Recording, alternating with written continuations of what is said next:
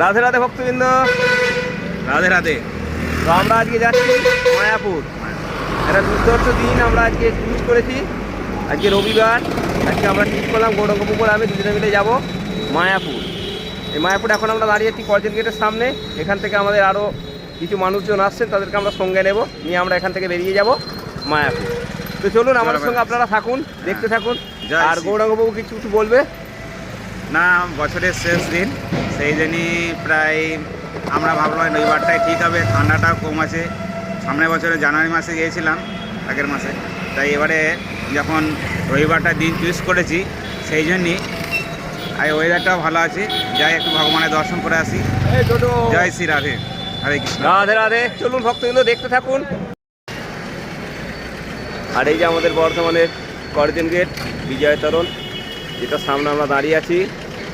আমাদের আরও কিছু ভক্তগণেরা আসছেন যারা আমাদের সঙ্গে যাবেন। দাঁড়িয়ে আছি, কেমন লাগছে বলুন? ভালো লাগছে তো, জোরে বলুন। আসতে বলছে, দেখো কেমন লাগছে? লাগছে তো? মায়াপুর নবদ্বীপ। রাধে রাধে। এ তো ভক্তবৃন্দ, বলুন নবদ্বীপে কি দেখবো? নবদ্বীপে আমরা যোগপীঠ যাচ্ছি, মায়াপুরে চন্দ্রোদয় মন্দির। খুব মজা হচ্ছে এখন থেকে। অনেকদিন বাদ ভগবানের দর্শন করতে যাচ্ছি, সাথে আমাদের গৌরাঙ্গ প্রভু রয়েছেন। চলুন, দারুণ লাগছে। আমরা এখন দাঁড়িয়ে রয়েছি পেট্রোল পাম্পে। যাওয়ার প্রোগ্রামটা কবে থেকে ঠিক হয়েছে? অনেকদিন ধরেই প্ল্যানিং হচ্ছে, কিন্তু ডেট ফাইনাল হয়নি। ডেট ফাইনাল হয়েছে এই এক সপ্তাহের মতো হলো। তো এক সপ্তাহের মধ্যে আমরা আমাদের ডেট ফাইনাল করে বেরিয়ে পড়লাম। মানে আমাদের যাওয়ার ইচ্ছা আছে অনেকদিন ধরেই, কিন্তু ফাইনাল আর হয়ে উঠছে না। যাই হোক, গৌর সুন্দরের কৃপায় এখন ফাইনাল হয়েছে ডেট। আমরা এখন মায়াপুর নবদ্বীপ যাচ্ছি। আচ্ছা, আর একটা জিনিস আমরা বলি, এর আজ থেকে ঠিক এক বছর আগে 1 জানুয়ারির দিন আমরা সবাই মিলে গেছিলাম না? হ্যাঁ। সেবারে প্রচুর কুয়াশা ছিল, আগের ভিডিওটা দেওয়া আছে। বছরের প্রথম দিন ভগবানকে দিয়ে শুরু করা হয়েছিল। দারুণ লেগেছিল, আগের বারে মজা হয়েছিল। সেই জন্য সারা বছরটা খুব ভালোই কেটেছে। এই বছরে আমরা 2 দিন আগেই যাচ্ছি। 2 দিন আগে যাচ্ছি। চলো ঠিক আছে। জয় রাধে গোবিন্দ।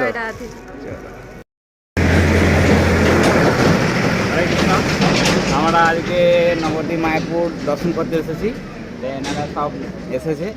তা আমি এইটা চৈতন্য শাশ্বত মঠ, যেখানে আমি প্রায় 1.5 বছর সেবা করে গেছি। এই মন্দিরটা আমার কাছে খুবই ভালো আর খুবই সুন্দর। এখানে ভগবানের সেবা এবং শ্রীধর মহারাজের মঠ, আমাদের গুরুপাদ এখানেই সন্ন্যাস নিয়েছিলেন। এই জন্যই এই জায়গাটা আমার কাছে খুবই প্রিয়।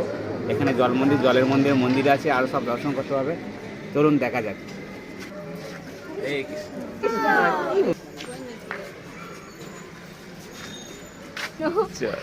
সঙ্গে মাও রয়েছেন।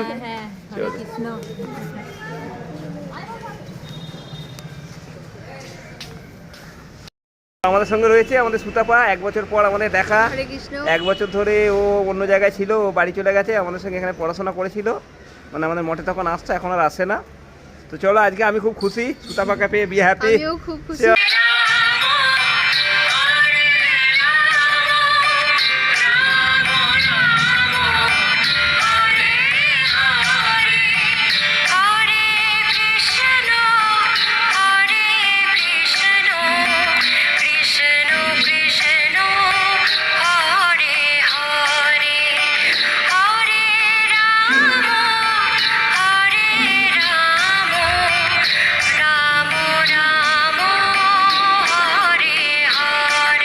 বিশাল এরিয়া নিয়ে এই মঠ।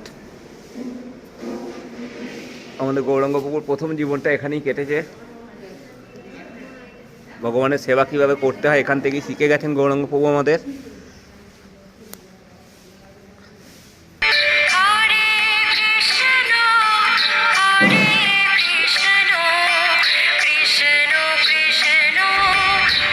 অপূর্ব কারুকার্য সব মন্দিরের। এই সব শিক্ষা এনার কাছ থেকে পেয়েছি। ইনি আমার হচ্ছে গুরু বলতে গেলেই চলে। মানে এই মহারাজজির কাছে আপনি ভগবানের কিভাবে সেবা করতে হয় সেটা শিখেছিলেন, তাই তো? যাই হোক, হরে কৃষ্ণ মহারাজজি।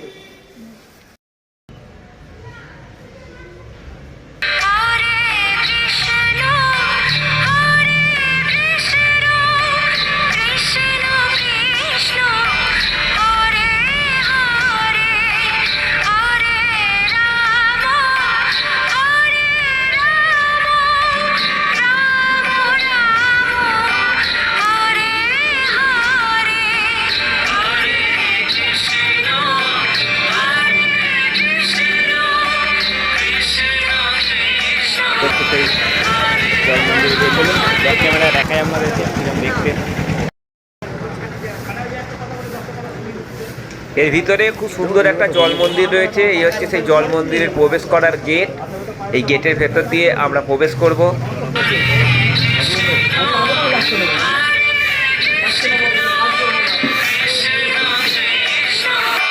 যে জায়গাটা আমরা দাঁড়িয়ে আছি বলছি এটা কলারডাঙ্গা বলছে জায়গাটার নাম। এখানে 9টা দ্বীপের মধ্যে একটা দ্বীপ নবদ্বীপ। আমরা জানি সবাই নবদ্বীপ 9টা দ্বীপ নিয়ে হচ্ছে নবদ্বীপ। সেই 9টা দ্বীপের মধ্যে এই যে এই জায়গাটা একটা দ্বীপ। এই জলে একটা খুব সুন্দর মন্দির রয়েছে। ওখানে নৌকাও বাঁধা রয়েছে, যেখান থেকে নৌকায় করে এসে এই মন্দিরের সেবা করা হতো। খুব সুন্দর জায়গা, অবশ্যই ভিজিট করবেন যদি আপনারা আসেন। দারুণ মঠ এটা। আর আমাদের সব গৌরাঙ্গ প্রভু আর আমাদের সঙ্গে যারা সবাই এসেছে তারা সবাই এদিকে গেছে। চলুন আবার ঘুরে দেখাই আপনাদেরকে।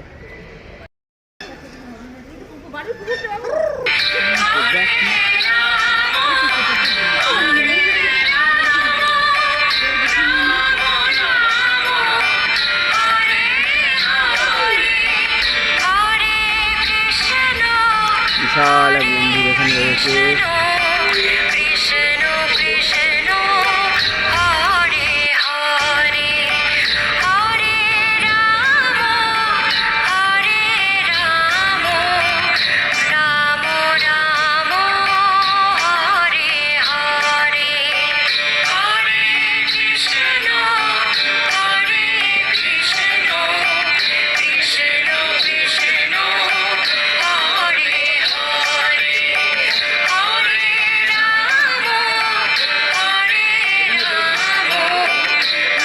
গৌরাঙ্গবাবু এই নৌকায় করে আপনি যেতেন ইয়ে করতে পুজো করতে? এইখানে প্রতিদিন ভোগ নিয়ে যেতাম। ওখানে গিরিরাজ আছে, হ্যাঁ, গিরিরাজে পুজো করে আবার এখানে চলে আসতাম। আর ওই গিরিরাজকে পাবলিককে দেখতে দেয় না? হ্যাঁ দেয়, সেটা উৎসব আদিতে হলে। একটা কথা বলি, হ্যাঁ, এইটা হচ্ছে কলের ডাঙ্গা। আমাদের 9টা দ্বীপ আছে, 9টা দ্বীপের মধ্যে হচ্ছে এটা কলের ডাঙ্গা। এখানে হচ্ছে অপরাধ খণ্ডনের জায়গা। মানুষ অপরাধ ভুল করলে এখানে খণ্ডন করা যায়। আর এই যে জলটা দেখছেন এটা নয়, এটা গঙ্গার থেকে এসেছে এই জলটা। এটা অ্যাকচুয়ালি গঙ্গা জল? হ্যাঁ, এটা অ্যাকচুয়ালি গঙ্গা জল। হ্যাঁ, এটা গঙ্গা থেকে এসেছে।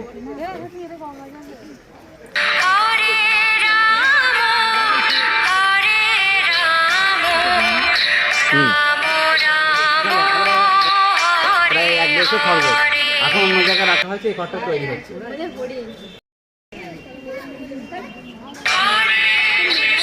চলো আমরা ডিয়ার পার্কে এসে গেছি। না, সবাই একটা করে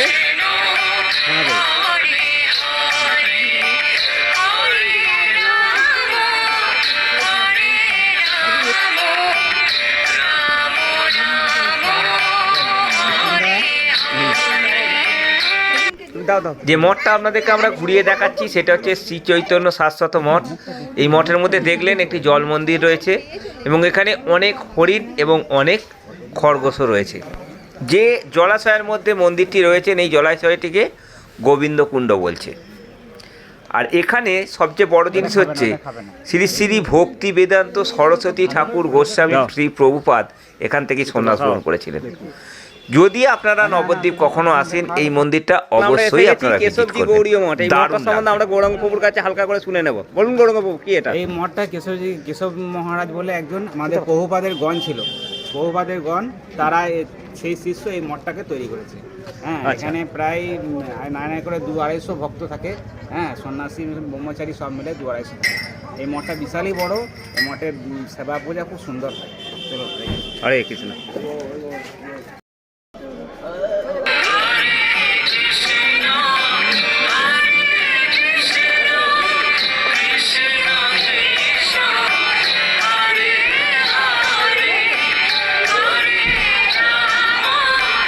এখন আমরা এসে গেছি কেশবজি গৌড়ীয় মঠ। এই মঠের মধ্যে থেকে আমরা গৌরাঙ্গ প্রভুর কাছে অনেক কিছু শুনলাম।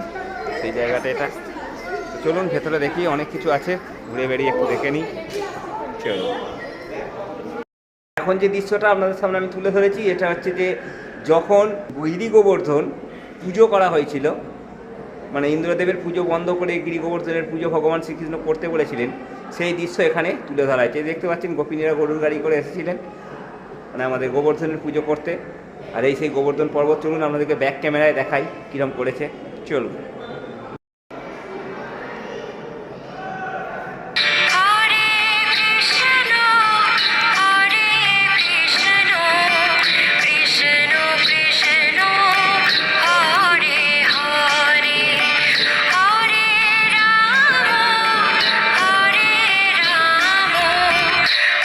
আর এইখানে একটা খুব সুন্দর মন্দির রয়েছে, দারুণ দেখতে লাগছে একদম। চারিদিক যদি ঘুরে দেখানো হয়, এটাকে কেশব মহারাজজির মঠ বলছেন, মানে প্রভুপাদেরই একজন প্রধান শিষ্য, তিনি এটা এখানে করেছেন। দুর্ধর্ষ একদম। চলুন।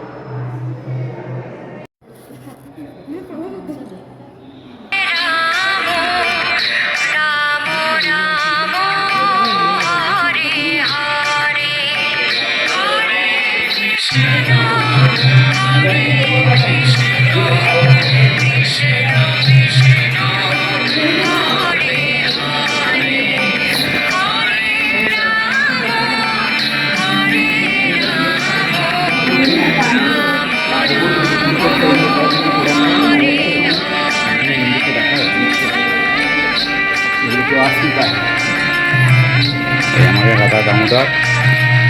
আর এই মন্দিরে যে আসতে পারেন, আসতে পারেন মন্দিরটা আবার দেখার সুযোগ পেয়েছি বা ভিডিও করার সুযোগ পেয়েছি। কাউকে ঢুকতে দেয় না এখানে। রাধা দামোদরের লীলা। এটা হচ্ছে কৃষ্ণের একান্ত গোপন।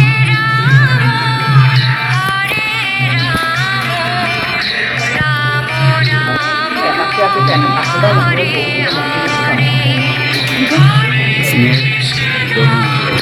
বাঁশি শুনে, ভগবানের বাঁশি শুনে রাধারানী মুক্ত হয়ে গেছে।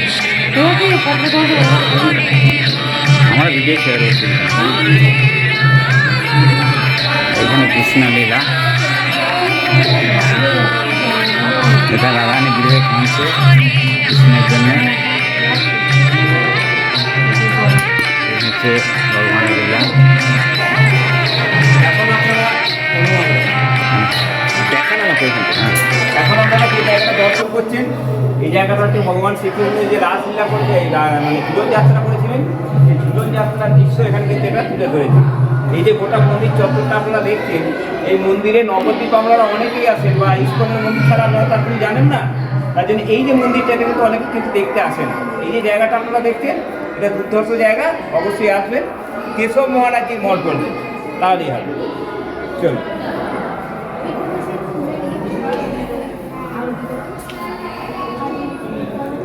অষ্টসখী মিলে রাধা কৃষ্ণের এখানে একটা গীত সঙ্গীত হচ্ছে। এখানে মহাপ্রভু যখন ঝাড়খণ্ডের গ্রাম হয়ে পুরী যাচ্ছিলেন, তখন তার হরিনাম করতে করতে যাচ্ছিলেন। মহাপুর হরিনাম শুনে এই বাঘ, ভালুক, সিংহ, হাতি সবাই মহাপুর সঙ্গে কীর্তন করতে লেগেছিলেন। এবং আরেকটা কথা শোনা যায় যে এখানে যে বাঘগুলো আছেন, এরা এই হরিনাম কানে যাওয়ার পর থেকে ওরা নাকি মাংস খাওয়াই ছেড়ে দিয়েছে। হ্যাঁ হ্যাঁ হ্যাঁ, এই বাঘ দেখছেন, বাঘ ওরা হচ্ছে হিংস্রতা ভুলে গিয়েছিল। এমনকি দেখুন তারা বাঘ, হাতি সব হাত তুলে হরিনাম করছে। একটা আপনারা বলি মাহাত্ম, হরিনামের এতটাই মাহাত্ম, সবাই তারা মহাপুর কীর্তন শুনে হরিনাম করছিলেন।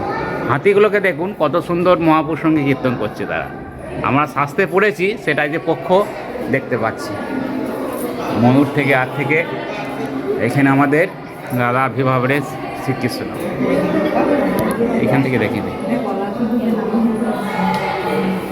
এখানে গোপী গীত শ্রবণ করছেন।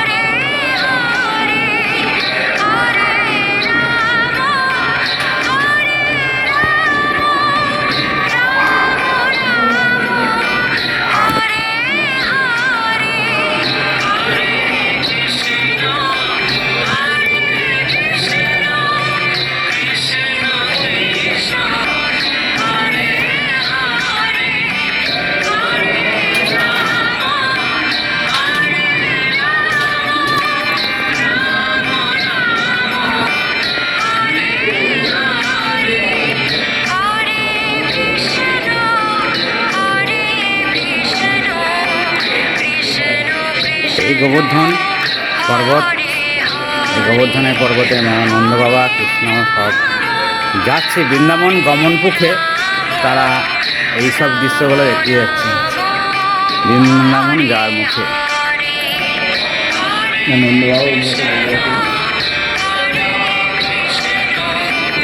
দেখুন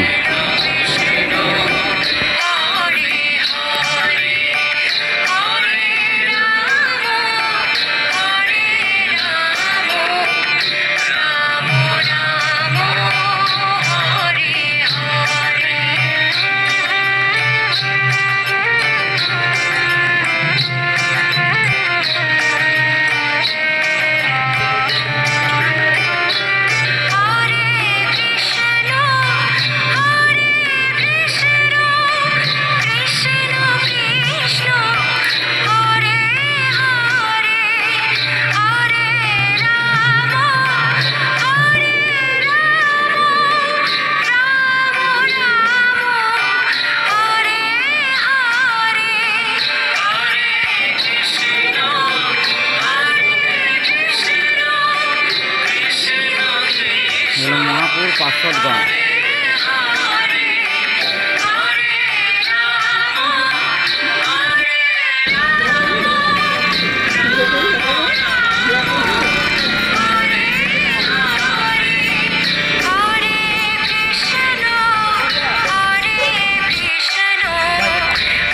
চলো,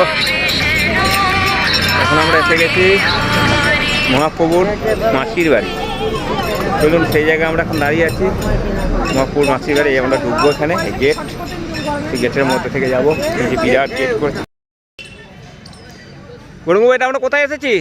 আমরা চৈতন্য মহাপুর মাসির বাড়ি, চৈতন্য মঠ। এই মঠে মানে এখন বহু সেবক এবং মন্দির খুব সুন্দর।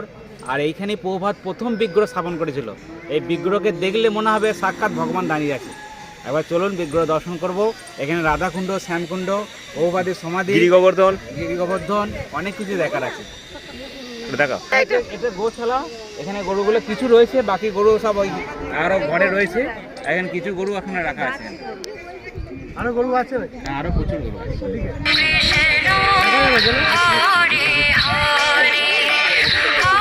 খাবার দিতে হবে, খাবার। একটা গরুর চেহারা কি!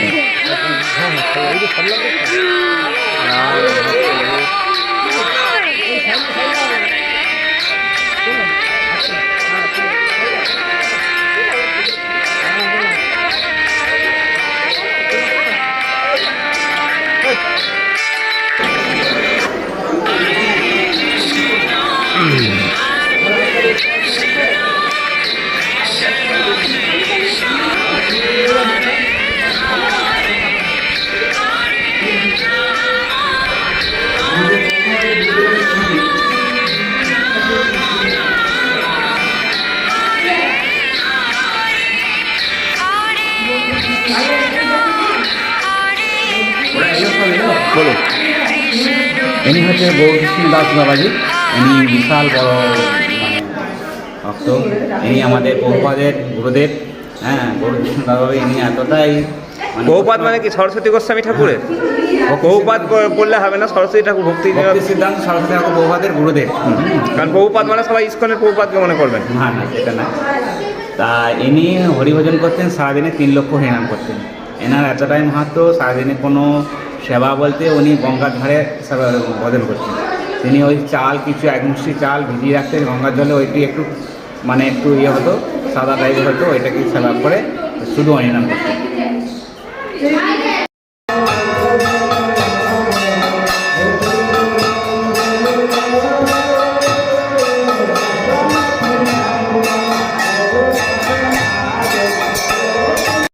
আর এখন আমরা এসে গেছি যোগপীঠে, যেখানে মহাপ্রভুর জন্মস্থান, যেখানে মহাপ্রভু জন্মেছিলেন। এই হচ্ছে সেই যোগপীঠ। তো এই জায়গায় আরতি এইমাত্র হলো, আমরা আরতি দর্শন করলাম। এরপর আমরা যাব যেখানে নিমাইয়ের জন্ম হয়েছিল, যে জায়গায়, সেই জায়গাটা আমরা এখানটা ঘুরে দেখব। তো চলুন, আমরা তো দেখবো, আপনাদেরকেও দেখাবো। দেখতে থাকুন মায়াপুর পরিক্রমা 2024।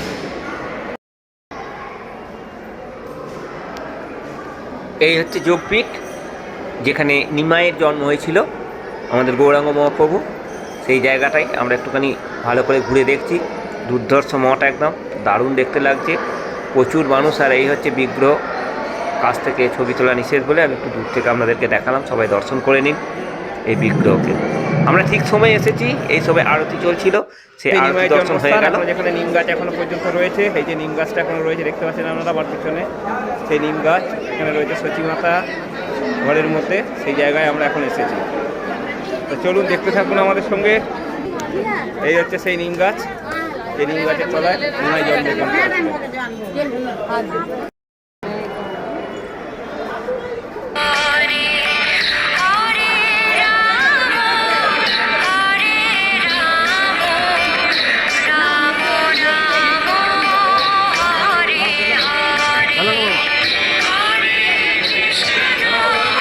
আমরা এখন মহাপুর বাড়িতে প্রসাদ পাওয়ার জন্য বসে আছি।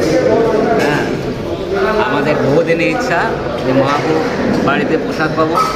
আজকে সব একসাথে বাড়িতে সেই অন্ন প্রসাদ পাবো। জয় শ্রীকৃষ্ণ চৈতন্য প্রভু নিত্যানন্দ শ্রী অদ্বৈত গদাধর শিবাসাদি গৌর ভক্তবৃন্দ কি জয়। সবাই তো আমরা এখন যোগপীঠে রয়েছি, যোগপীঠে প্রসাদ পাওয়ার জন্য বসেছি। এখানে আমরা সবাই মিলে প্রসাদ নেবো। গৌরাঙ্গপুর মঠে করলেন, এটা হচ্ছে নিমাইয়ের জন্মস্থান। আমরা দেখালাম নিম গাছ, কোথায় নিমাই জন্মেছিলেন সেই জায়গা সমস্ত কিছু দেখালাম। চলুন এবার আমরা প্রসাদ খেয়ে নিই।